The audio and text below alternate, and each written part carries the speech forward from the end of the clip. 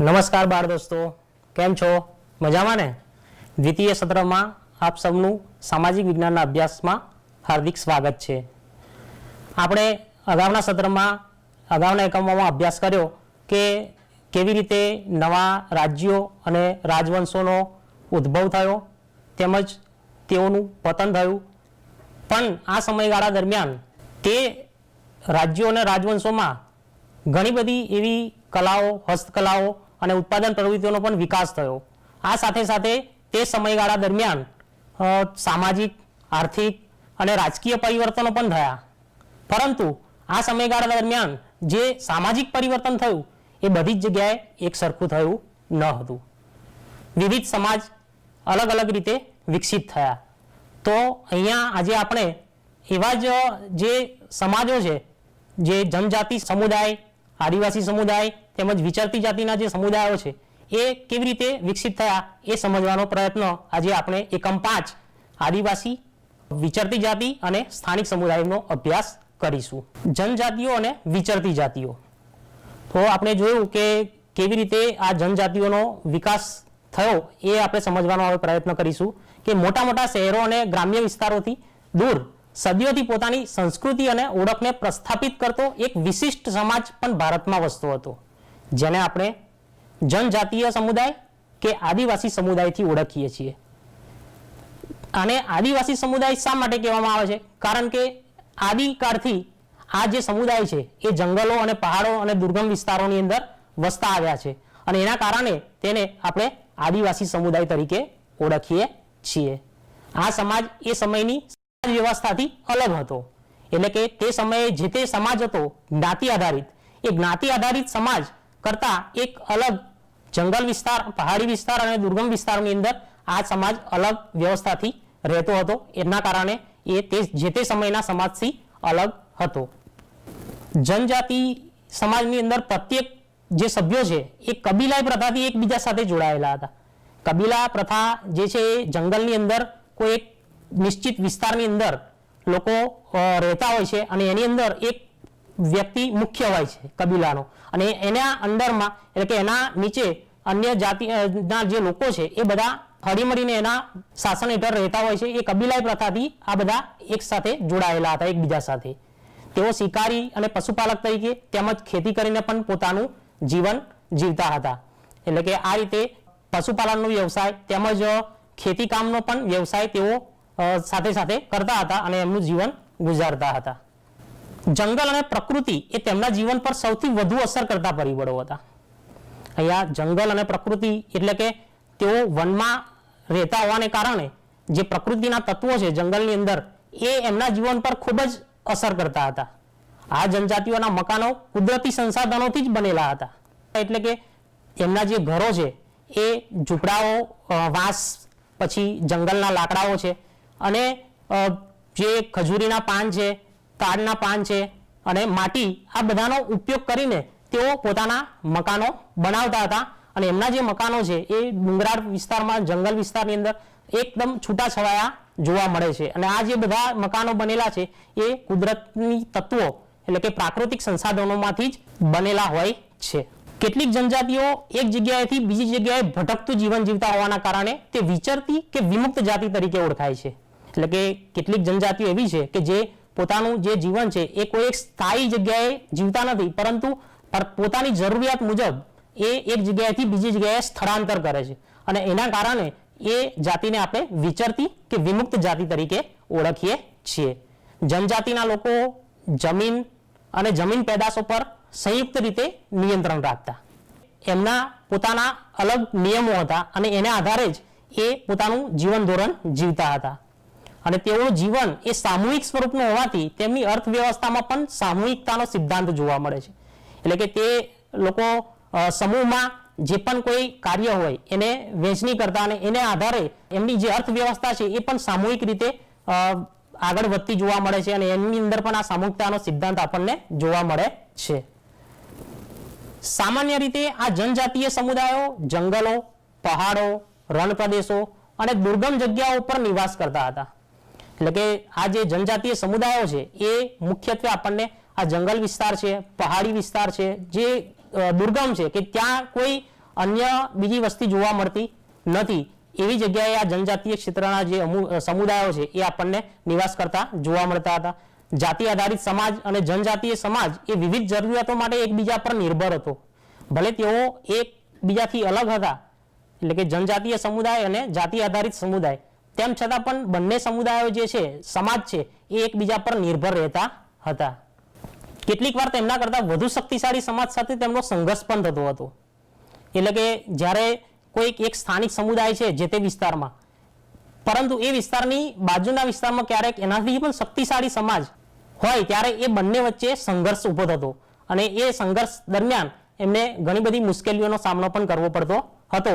તેમ છતાં આ જનજાતિઓના સમુદાયોએ પોતાની સ્વતંત્રતા અને સંસ્કૃતિને ઉજાગર કરી, એટલે કે પોતાની જે સંસ્કૃતિ છે એને ટકાવી રાખી અને એ રીતે આ જનજાતિઓનો જે સમુદાય છે એ વધુ શક્તિશાળી સમાજ સાથે સંઘર્ષ થવા છતાં પણ એક જાતની જે પોતાની જે સ્વતંત્રતા છે એ ટકાવી રાખવામાં સફળ થયા અને એમને પોતાની સંસ્કૃતિને ઉજાગર કરી. સમકાલીન ઇતિહાસકારો અને વિદેશી મુસાફરોએ આદિવાસી અને વિચરતી જાતિઓ વિશે બહુ ઓછી જાણકારી આપી છે. કેટલાક અપવાદો બાદ કરતા જનજાતિના લોકો પાસે લિખિત દસ્તાવેજો મળતા નથી.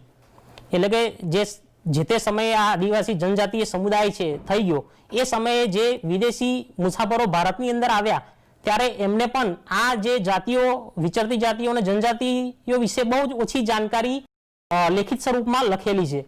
કેટલાક અપવાદો જ છે કે જે એના વિશે આપણને લિખિત સ્વરૂપમાં માહિતી મળે છે. બાકી મોટા ભાગનો જે ઇતિહાસ છે એ આ લેખિત સ્વરૂપમાં આપણને કોઈ વિદેશી મુસાફરો કે ઇતિહાસકારોથી આપણને જાણવા મળતી નથી.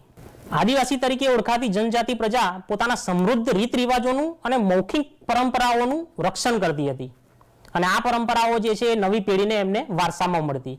એટલે કે જે લેખિત આપણને માહિતી પ્રાપ્ત થતી નથી, પરંતુ એમની જે મૌખિક પરંપરાઓ છે, મુખોપમુખ એકબીજા પાસેથી સાંભળેલી જે વાતો છે, એને આધારે એ જનજાતીય સમુદાયનો ઇતિહાસ આપણને જાણવા મળે છે અને આ જે ઇતિહાસ છે એ પેઢી દર પેઢી વારસામાં મળતો રહે છે અને એના કારણે જે પહેલાના સમયની, એટલે કે આજથી ઘણા વર્ષો પહેલાની, સદીઓ પહેલાની જે વાતો છે એ આજે મુખોપમુખ મૌખિક પરંપરાને કારણે જળવાઈ રહેલી આપણને જોવા મળે છે. અને આ જ મૌખિક પરંપરાઓનો વર્તમાન જે ઇતિહાસકારો છે એ એનો ઉપયોગ કરે છે અને એનો ઉપયોગથી આ આદિવાસી જનજાતીય સમુદાયનો ઇતિહાસ આપણને જાણવા મળે છે. હવે આપણે ભારતની મુખ્ય જનજાતિના ક્ષેત્રો જોઈએ કે ભારતમાં કયા કયા સ્થળોએ અથવા તો કયા કયા વિસ્તારોમાં આ જનજાતીય સમુદાયો જોવા મળે છે. ભારતમાં એવા ઘણા બધા વિસ્તારો છે કે જ્યાં જનજાતીય સમુદાયો જોવા મળે છે અને ભારતના વિશાળ પ્રદેશોમાં મોટાભાગના વિસ્તારોમાં આ જ્યાં જનજાતીય સમુદાય રહેતો હતો એવા ઘણા બધા જે જનજાતિ સમુદાયના ઇતિહાસ આપણને જાણવા મળે છે. એમાં પહેલું છે અહીંયા આપણે 13મી અને 14મી સદીની વાત કરીએ તો તે સમયગાળા દરમિયાન પંજાબની અંદર બે જનજાતિ ખૂબ જ મુખ્ય હતી. એમાં એક છે ખોખર જનજાતિ અને બીજું છે ગખ્ખર જનજાતિ. અહીંયા નકશાની અંદર પણ તમે એરો મારેલું લખેલું છે પંજાબ જે વિસ્તારની અંદર આ બે જનજાતિ જોવા મળે છે, આદિવાસી જનજાતીય સમુદાય. તેમાં આ ખોખર જનજાતિમાં કમાલખા, ગખ્ખર જનજાતિમાં વ્યક્તિ કમાલખા ગખ્ખરને મુઘલ શાસક અકબરે મનસબદાર બનાવ્યા હતા. તો મનસબદાર એટલે કે મુઘલ સમયમાં મનસબદારનો જે પદ છે એ સૈન્યની અંદર હોય છે અને કોઈક વિસ્તારની અંદર એને એક મનસબદાર બનાવવામાં આવે છે, સૈન્યનો વડો, અને એને નિમણૂક આપીને એને એ વિસ્તાર સોંપવામાં છે. એની અંદરમાં ઘણા બધા સૈનિકો, એટલે કે એના નીચે ઘણા બધા સૈનિકો કામ કરતા હોય છે. આવા મનસબદારી પ્રથા જે છે એ મુઘલ શાસનની અંદર મુઘલ શાસકોએ અમલમાં મૂકી હતી. તો આવા કમાલખા ગખ્ખરને મુઘલ શહેનશાહ અકબરના સમયકાળ દરમિયાન આ મનસબદારનું પદ મળ્યું હતું, જે તમે અકબરનું ચિત્ર જોઈ શકો છો સ્લાઇડમાં. મુઘલો પહેલા મુલતાન અને સિંધમાં લંગા અને અરગુન જનજાતિઓનું આધિપત્ય હતું. તો અહીંયા નકશાની અંદર તમને અરગુન અને લંગા જે પ્રદેશ છે એ જે છે લંબ વર્તુળ એની અંદર તમે જોઈ શકો છો કે ત્યાં આ જનજાતિઓનું આધિપત્ય હતું. ભારતના ઉત્તર પશ્ચિમ ભાગમાં બલોચ જનજાતિ સૌથી શક્તિશાળી હતી. તો અહીંયા નકશાની અંદર લંબગોળ એમાં તમે જોઈ શકો છો કે એ બલોચ જનજાતિનો જે વિસ્તાર છે, બલોચ નામના જે હાલ અત્યારે એ ભારતની અંદર એ સ્થાન નથી, પરંતુ પાકિસ્તાન અને બલુચિસ્તાન ના વિસ્તારની અંદર એ બલોચ જનજાતિ છે એ શક્તિશાળી હતી. બલોચ જનજાતિ એ વિવિધ નેતા ધરાવતા નાના નાના કુળોમાં વિભાજિત હતી. હવે આપણે જોઈએ કે પશ્ચિમ હિમાલયમાં વસતી ગડ્ડી ગડરિયો નામની જનજાતિ એ મુખ્ય હતી. અહીંયા નકશાની અંદર તમે હિમાલયનો વિસ્તાર એરો કરેલો છે જોઈ શકો છો. એમાં જે પશ્ચિમ ભાગનો જે હિમાલયનો વિસ્તાર છે ત્યાં આ ગડ્ડી ગડરિયો નામની જે જનજાતિ છે એ અસ્તિત્વ ધરાવતી હતી. ભારતના ઉત્તર પૂર્વ ભાગમાં નાગા, કુકી, મિઝો, અહોમ અને અન્ય જનજાતિઓનું પ્રભુત્વ હતું. અહીંયા નકશામાં એરો કરેલા જોઈ શકો છો તમે. પૂર્વોત્તર રાજ્યો કે જે આપણા ભારતના પૂર્વોત્તર જે 7 સિસ્ટર્સ તરીકે જાણીતા જે 7 રાજ્યો છે એ રાજ્યોની અંદર આ નાગા, કુકી, મિઝો અને અહોમ અને અન્ય જનજાતિઓનું પ્રભુત્વ હતું. એમાં અહોમ જનજાતિ એ મુખ્ય હતી કે એનો જે પ્રભાવ છે એ આ પૂર્વોત્તર રાજ્યોમાં ખૂબ જ વધારે પડતો હતો. હવે આપણે ભારતની મુખ્ય જનજાતિના ક્ષેત્રોમાં પૂર્વોત્તરની વાત કરીએ તો એમાં હાલના બિહાર અને ઝારખંડ કેટલાક વિસ્તારોમાં 12મી સદી સુધી ચેર સરદારોનું આધિપત્ય હતું. મુઘલ શાસનકાળ દરમિયાન અકબરના જે સેનાપતિ હતા માનસી, એમને આ ચેર સરદારોને હરાવ્યા હતા, પરંતુ આ ચેર સરદારો ઉપર તેઓ સંપૂર્ણ પ્રભુત્વ સ્થાપી શક્યા નહોતા. તેમજ ઔરંગઝેબના સમયમાં પણ ચેર સરદારોના ઘણા બધા કિલ્લાઓ એમને જીત્યા હતા. આમ છતાં પણ તેઓ સંપૂર્ણપણે આ ચેર જાતિ ઉપર જનજાતિ ઉપર સંપૂર્ણ પ્રભુત્વ સ્થાપી શક્યા નહોતા. આ વિસ્તારની આ સિવાય બીજી 2 મહત્વની જનજાતિઓ હતી, મુંડા અને સંથાલ. તમે ચિત્રમાં મુંડા જાતિ અને ના જે લોકો છે એનું ચિત્ર જોઈ શકો છો કે જેમાં બિરસા મુંડા, તમે નામ કદાચ સાંભળ્યું હશે તો એ મુંડા જાતિના એક આગેવાન નેતા હતા અને એમને એ ઘણા બધા એમના જનજાતીય સમુદાયની અંદર એવા કાર્યો કર્યા છે જેને કારણે આજે પણ એમને લોકો ઓળખે છે અને એમની જે જન્મ જયંતિ છે ઉજવતા હોય છે. તો હાલના બિહાર અને ઝારખંડના કેટલાક વિસ્તારોમાં 12મી સદી સુધી ચેર સરદારોનું આધિપત્ય હતું. તો આ ચેર જાતિના જે લોકો છે એ હાલનો જે બિહાર અને ઝારખંડનો જે પ્રદેશ છે અહીંયા અર્ધવર્તુળ જે લંબગોળ કરેલું છે એમાં તમે જોઈ શકો છો કે ત્યાં આ ચેર જાતિના જે જનજાતિના લોકો છે એ વસવાટ કરતા હતા. પરંતુ આ સમયે મુઘલ શાસન હોવાને કારણે ત્યાં મુઘલ જે રાજાઓ છે એમના જે સેનાપતિ છે એ માનસી, એમને આક્રમણ કર્યું હતું અને આ ચેર જાતિ ઉપર વિજય મેળવ્યો હતો. પરંતુ આ ચેર જાતિના જે લોકો ઉપર સંપૂર્ણપણે તેઓ આધિપત્ય સ્થાપી શક્યા નહોતા. ત્યારબાદ અકબરના સમય પછી ઔરંગઝેબના સમયમાં પણ આ ચેર સરદારોના ઘણા બધા જે કિલ્લાઓ છે એ આ ઔરંગઝેબના સેનાપતિએ જીતેલા. તેમ છતાં પણ એ સંપૂર્ણપણે આ વિસ્તાર ઉપર અથવા તો આ જનજાતિ ઉપર આધિપત્ય સ્થાપિત કરી શક્યા નહોતા. આ વિસ્તારમાં બીજી 2 મુખ્ય જનજાતિઓ છે કે મુંડા જનજાતિ અને સાંથાલ જનજાતિ.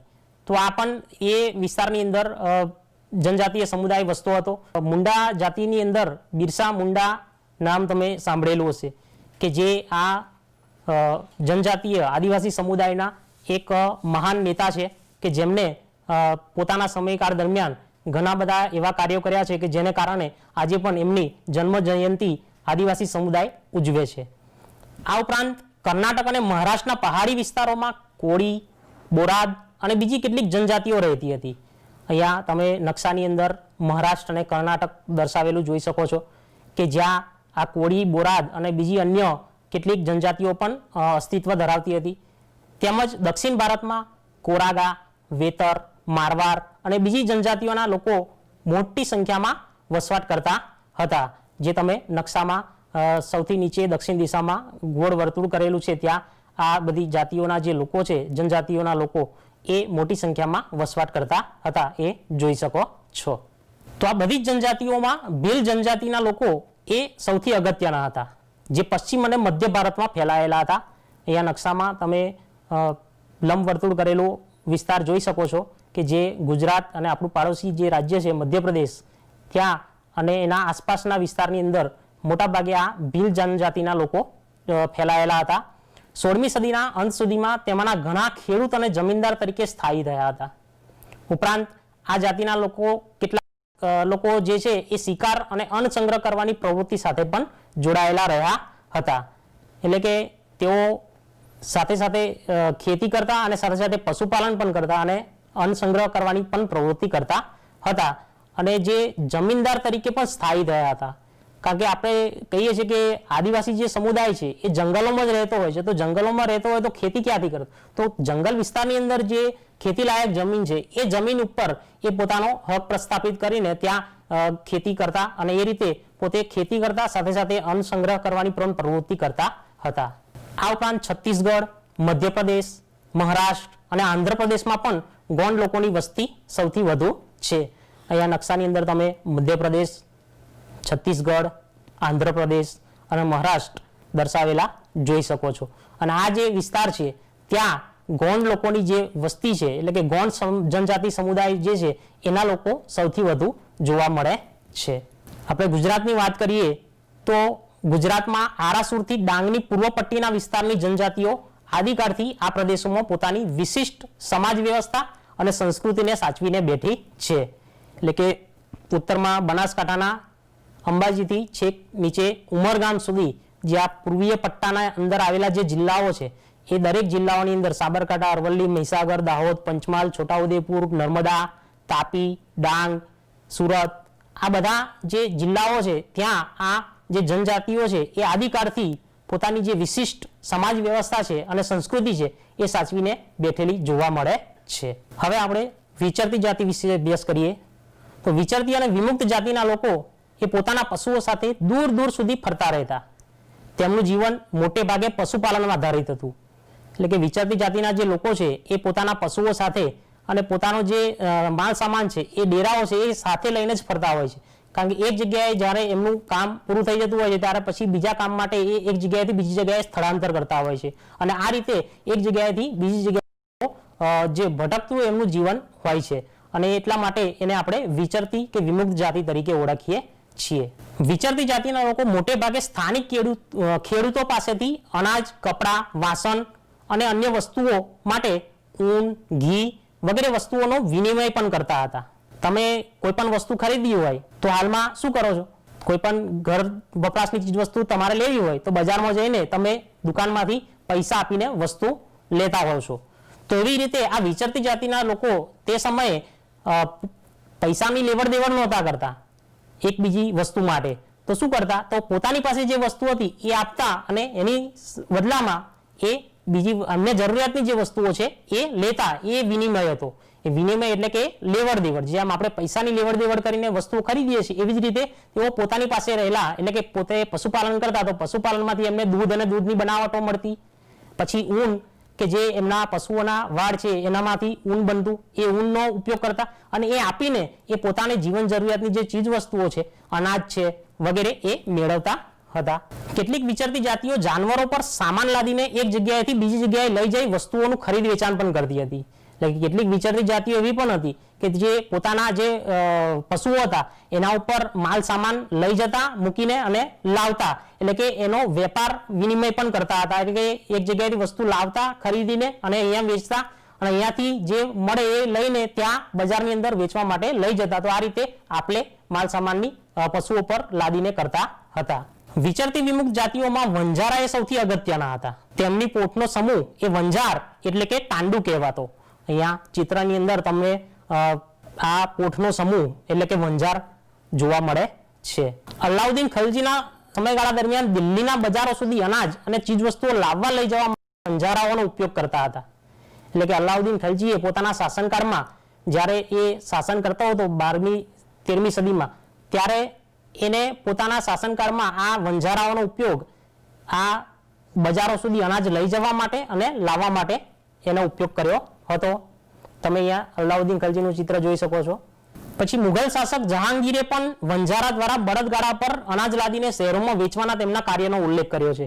એટલે કે મુઘલ સમયકાળ દરમિયાન પણ મુઘલ શાસક જહાંગીરે પોતાના શાસનમાં આ બળદગાડા ઉપર અનાજ લાદીને શહેરોની અંદર વેચવા માટે મોકલતા એનો ઉલ્લેખ એના સમયગાળા દરમિયાન એના કોઈક પુસ્તકોની અંદર કરેલો છે. યુદ્ધ દરમિયાન જ્યારે વંજારાઓ બળદોની પોટ દ્વારા મુઘલ સેના માટે અનાજ અને ચીજવસ્તુઓ લાવતા હતા. એટલે કે યુદ્ધના સમયગાળા દરમિયાન જ્યારે પણ અનાજ અને અન્ય માલ સામાનની પુરવઠાની જરૂરિયાત ઊભી થતી ત્યારે આ બળદોની પોટ દ્વારા એ વસ્તુઓ લાવવા લઈ જવાનું કામ આ વંજારાઓ કરતા હતા. વંજારા એ ભારત અને વિશ્વ વચ્ચેની કડી હતા. કઈ રીતે? તો કે મધ્ય એશિયાથી અનેક ચીજ વસ્તુઓ વંજારાઓ દ્વારા ભારતમાં આવતી અને ભારતથી એ બધી ચીજ વસ્તુઓ બહાર પણ જતી હતી. અહીંયા દુનિયાના નકશાની અંદર ગ્રીન કલરની અંદર એટલે કે લીલા કલરની અંદર તમને એશિયા ખંડ જોવા મળે છે. એમાં મધ્ય એશિયાથી ભારત એટલે કે ભારત એશિયા ખંડમાં દક્ષિણ દિશાએ આવેલો દેશ છે. મધ્ય દક્ષિણમાં ત્યાં ભારતથી મધ્ય એશિયા તરફ આ વંજારાઓ દ્વારા અનેક ચીજ વસ્તુઓ ભારતની બહાર જતી અને ભારતમાં એ બહારથી બીજા વિદેશી જે દેશો છે વિદેશમાંથી ભારતની અંદર પણ આ બધી વસ્તુઓ આવતી અને આ રીતે વંજારાઓ એ ભારત અને વિશ્વ વચ્ચેની કડીરૂપ હતા. કેટલીક વિચરતી વિમુક્ત જાતિઓ ઘેટા બકરા, ઘોડા, ગાય, ભેંસ અને બળદના વેપાર સાથે પણ સંકળાયેલી હતી. એટલે કે ઘણી વિચરતી જાતિઓ એવી હતી કે જે આ પશુઓનો વેપાર સાથે સંકળાયેલી હતી અને એ રીતે પોતાનું જીવન ગુજારતી હતી. તો વિવિધ જાતિના નાના મોટા ફેરિયાઓ એક ગામથી જઈને જાતે બનાવેલા છે. દોરડા છે, ઘાસની ચટ્ટાઈઓ છે અને મોટા મોટા થેલાઓ છે. આ બધી ચીજ વસ્તુઓનું વેચાણ પણ કરતા હતા. કેટલીક વિચરતી વિમુક્ત જાતિઓમાં કાંગસિયા મોળવાનો સમાવેશ થતો હતો. આ જાતિના લોકો બંગડી અને સૌંદર્ય પ્રસાધનોના વ્યાપાર સાથે જોડાયેલા હતા. એટલે કે તેઓ સૌંદર્ય પ્રસાધનોની જે ચીજ વસ્તુઓ છે એ વેચવાનું કામ ગામડે ગામડે ફરીને સાયકલ ઉપર અથવા તો ગાડી ઉપર કોઈ પણ પ્રકારના સાધન દ્વારા અથવા તો જાતે પગે ચાલીને પણ આ વ્યાપાર અથવા તો જે ધંધો છે એ પોતાનો કરતા અને એ રીતે પોતાનું જીવન ગુજારતા હતા. અન્ય કેટલીક વિચરતી જાતિઓમાં નટ અને બજાનિયાનો સમાવેશ થતો હતો. તો આ જાતિના લોકો વિભિન્ન અંગ કસરતો દ્વારા લોકોનું મનોરંજન કરતા. અહીંયા અંગ કસરતો કરતા ચિત્ર જોઈ શકો છો તમે કે જેમાં વિભિન્ન અંગ કસરતો દ્વારા લોકોનું મનોરંજન કરતા આ નટ અને બજાનિયા જનજાતિના જે લોકો છે એ જોવા મળે છે. તમે કોઈક જગ્યાએ દોરડા ઉપર ચાલતા વ્યક્તિને જોયો હશે તો એ નટ જનજાતિના જે લોકો છે એ આ લોકોને મનોરંજન પૂરું પાડવા માટે કામ કરતા હોય છે અને એ રીતે આ એમનો એક વ્યવસાય છે. ગુજરાતમાં વંજારા, માલધારી, નટ, બજાણિયા, કાંગસિયા જેવી વિચરતી વિમુક્ત જાતિઓ જોવા મળે છે. જનજાતિઓમાં આવેલું સાંસ્કૃતિક પરિવર્તન. તો આપણે આ જોયું કે જે વિવિધ જનજાતિઓનો આપણે અભ્યાસ કર્યો તો એમાં અર્થવ્યવસ્થા અને સમાજની જરૂરિયાતો વધતા નવા નવા કૌશલ્ય ધરાવતા લોકોની આવશ્યકતા ઊભી થઈ. એટલે કે જેમ જેમ આ જનજાતીય સમુદાયોમાં પરિવર્તન આવતું ગયું તેમ તેમ એમની આર્થિક વ્યવસ્થાની અંદર પણ પરિવર્તનો આવ્યા. એમની જે કલા કૌશલ્ય પણ વધી અને એના કારણે લોકોને એક જરૂરિયાત અને આવશ્યકતા ઊભી થઈ અને એ રીતે એમના સમાજમાં પણ ધીરે ધીરે પરિવર્તન આવ્યું. તો જનજાતિઓનો સમાજ એ જુદી જુદી જાતિઓમાં વિભાજિત થયો. ઘણી જનજાતિઓ અને સામાજિક જૂથોને જ્ઞાતિ આધારિત સમાજમાં સમાવી તેમને જાતિનો દરજ્જો આપવામાં આવ્યો. એટલે કે ઘણી એવી જનજાતિઓ હતી કે જેને જે સમાજ વ્યવસ્થાથી અલગ હતી પરંતુ એ સમાજ જ્ઞાતિ આધારિત સમાજ સાથે એ એકબીજા સાથે જોડાયો અને એના કારણે એને એની અંદર સમાવી લઈને એટલે કે એ સમાજમાં સમાવીને તેમને જાતિનો દરજ્જો આપવામાં આવ્યો. તો આવી જાતિઓમાં વિશિષ્ટ કૌશલ્ય ધરાવતા સમુદાય એ મુખ્ય છે. હવે વર્ણને બદલે જાતિ સમાજના સંગઠનનો આધાર બની. આપણે વૈદિક સમયથી જોઈએ છે કે વર્ણ વ્યવસ્થા અસ્તિત્વ ધરાવતી હતી કે જે 4 વર્ણો મુખ્ય હતા, બ્રાહ્મણ, ક્ષત્રિય, વૈશ્ય અને શૂદ્ર. તો હવે એ જે વર્ણ વ્યવસ્થા હતી એની જગ્યાએ હવે જ્ઞાતિ આધારિત સમાજમાં પરિવર્તન થયું. એટલે કે વર્ણને બદલે જાતિ એ સમાજના એક સંગઠનનો આધાર બની અને આ રીતે જનજાતીય સમુદાય છે એનું જે પરિવર્તન છે ધીમે ધીમે થવા લાગ્યું. આપણે જોયું કે વર્ણને બદલે હવે જાતિ સમાજના સંગઠનનો આધાર બની. એટલે આ રીતે આદિવાસી જનજાતીય જે સમુદાય છે એની અંદર જે પરિવર્તન આવ્યું એના કારણે જે આદિવાસી સમુદાય છે એ આજે ભારતના વિવિધ વિસ્તારોમાં જોવા મળે છે. આપણે આજે અભ્યાસ કર્યો કે શરૂઆતમાં કે ભારતની અંદર આ જે જનજાતીય સમુદાયના ક્ષેત્રો કઈ કયા વિસ્તારની અંદર આવેલા છે. તો આપણે જોયું કે ઉત્તરમાં, દક્ષિણમાં, પૂર્વમાં, પશ્ચિમમાં, મધ્ય વિસ્તાર આવા દરેક વિસ્તારોની અંદર આવો કોઈક ને કોઈક જનજાતીય સમુદાય અસ્તિત્વ ધરાવતો હતો અને એ પોતાની જે આગવી સંસ્કૃતિ અને સભ્યતા સાચવીને આજે પણ બેઠેલો છે અને એ આજે પણ પોતાની જે વિશિષ્ટ જે સંસ્કૃતિ છે એને મૌખિક રીતે પરંપરાઓની આધારે અને એ સાચવીને બેઠેલો જોવા મળે છે. તો તમને ખૂબ જ મજા આવી હશે કે આ જે જનજાતીય સમુદાયોનો જે અભ્યાસ કર્યો એમાં આપણે ઘણી બધી વિચરતી જાતિઓ વિશે પણ અભ્યાસ કર્યો અને વિચરતી જાતિઓની અંદર પણ એવા ઘણા જે જાતિઓના લોકો છે કે જે આપણે આપણા આસપાસ રોજબરોજના જીવન વ્યવહારની અંદર પણ ક્યારેક આપણને જોવા મળ્યા છે. એ આપણું મનોરંજન પણ કરાવતા, જે આપણે નટ અને બીજાની જાતિને જોયા તો કેટલાક વેપાર વિનિમય માટે આપણી આસપાસ આવતા હોય છે ત્યારે એમને પણ જોયા હોય છે આપણે. પછી વંજારાઓ કે જે એક બીજા ગામડાઓની અંદર, કારણ કે વંજારા જાતિ છે એ પોતાના પશુઓ સાથે એક જગ્યાએથી બીજી જગ્યાએ જતે હોય છે અને પોતાનું જીવન વ્યતીત કરતી હોય છે. એ મોટાભાગે ગામડાઓમાં જ જતું હોય છે, કારણ કે શહેરોની અંદર એમને કોઈ કામ કે કોઈ વસ્તુ ના મળી રહે અને એના કારણે એમને એવા વિસ્તારોની અંદર જ જવું પડે છે કે જ્યાં એમને કામ મળી રહે અને પોતાનું એ જીવન જરૂરિયાતની જે વસ્તુઓ છે એ મેળવી શકે. અને એટલા માટે આ લોકોથી તમે લગભગ તો હશો અને એમને જોયેલા પણ હશો. આપણે અહીંયા ચિત્રની અંદર પણ જોયા કે વંજારા જાતિના લોકો કેવી રીતે પોતાના જે માલ સામાન છે એને જ પશુ ઉપર લાદીને એક જગ્યાએથી બીજી જગ્યાએ સ્થળાંતર કરતા હોય છે. તો આ રીતે આપણા જે અત્યાર સુધી જે અભ્યાસ કર્યો કે જનજાતીય સમુદાયો એની જે વિશિષ્ટ સંસ્કૃતિ છે, એની જે મુખ્ય જે બાબતો છે અને એના જે વસવાટના મુખ્ય જે ક્ષેત્રો છે ભારતની અંદર અને વિશિષ્ટ કરીને આપણા ગુજરાતની અંદર પણ જે પૂર્વપટ્ટીય વિસ્તાર છે કે જે પૂર્વના જિલ્લાઓ કે જ્યાં અંબાજીથી માંડીને ઉમરગામ સુધી, એટલે કે બનાસકાંઠા જિલ્લાથી માંડીને છેક નીચે ડાંગ જિલ્લા સુધી જે આ આદિવાસી જનજાતિના ક્ષેત્રો આપણા ગુજરાતની અંદર પણ આવેલા છે અને આજે પણ એ પોતાની વિશિષ્ટ સંસ્કૃતિ અને સભ્યતા સાચવીને બેઠેલી છે. તો તમને આજે આ ભાગમાં આદિવાસી જનજાતીય સમુદાય, વિચરતી જાતિ અને સ્થાનિક સમુદાય વિશે જે જાણવા મળ્યું એમાં ખૂબ જ મજા આવી હશે. નમસ્કાર, આભાર. હવે આપણે આજનો પ્રશ્ન જોઈએ. તો આજનો પ્રશ્ન છે, 16મી અને 17મી સદી દરમિયાન નીચેના પૈકી કઈ જાતિએ ભારત અને વિશ્વ વચ્ચે કડી સમાન હતી? એ આદિવાસી, બી કાંગસિયા, સી વણઝારા કે ડી નટ? તમને આ પ્રશ્નનો જવાબ આવડતો હોય તો નીચે આપવામાં આવેલ ટોલ ફ્રી નંબર ઉપર ફોન કરીને તેનો જવાબ આપવાનો